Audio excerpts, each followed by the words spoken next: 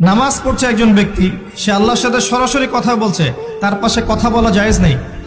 এমনকি নামাজরত ব্যক্তির পাশে কোরআন তেলাওয়াত করাও জায়েজ নেই। আমি কথা কি বুঝতে পারছেন? একজন ব্যক্তি নামাজে দাঁড়িয়েছে, আল্লাহর সাথে কথা বলছে, পাশে আপনি কোরআন তেলাওয়াত করতে পারবেন না জোরে জোরে। মনে মনে করতে হবে, করতে চাইলে মনে মনে করতে হবে। অনেক সময় মসজিদের ভিতরে দেখবেন নামাজ পড়া হচ্ছে, শোরগোল করছে।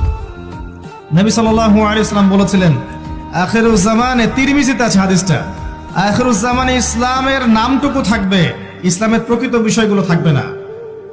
কোরআনের মাসহাফ থাকবে, যে মাসহাফ, কোরআনের মাসহাফটা থাকবে, এর শিক্ষাগুলো থাকবে না। মসজিদগুলো হবে চাকচিক্যময়, কিন্তু মসজিদ হবে হেদায়েত শূন্য। আর চতুর্থ লাইনটা আরো ভয়ঙ্কর। 4 নম্বর লাইনে গিয়ে নবীজি বলেছেন সাল্লাল্লাহু আলাইহি ওয়াসাল্লাম, আসমানের নিচে জমিনের উপরে আল্লাহর সবচেয়ে নিকৃষ্ট সৃষ্টি হবেন এক শ্রেণীর আলেম, যাদের থেকে ফিতনা ছড়াবে এবং তাদের দিকেই ফিতনা ফিরে আসবে। তিরমিজির মধ্যে হাদিসটা আছে, যে কোনো আলেমকে জিজ্ঞাসা করেন এটা কোন শ্রেণীর আলেম, এটা বোঝার জন্য আপনার পিএইচডি করার দরকার নাই।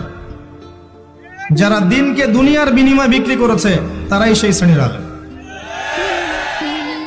যারা সত্য কথা বলতে ভয় পেয়েছে তারাই সেই শ্রেণীর আলেম। যারা সত্যকে মিথ্যার সাথে মিশ্রিত করেছে তারাই সেই শ্রেণীর আলেম। এবং যারা ইসলামের নামে উম্মাকে শতদা বিভক্ত করে দিয়েছে, এরাই সেই শ্রেণীর আলেম।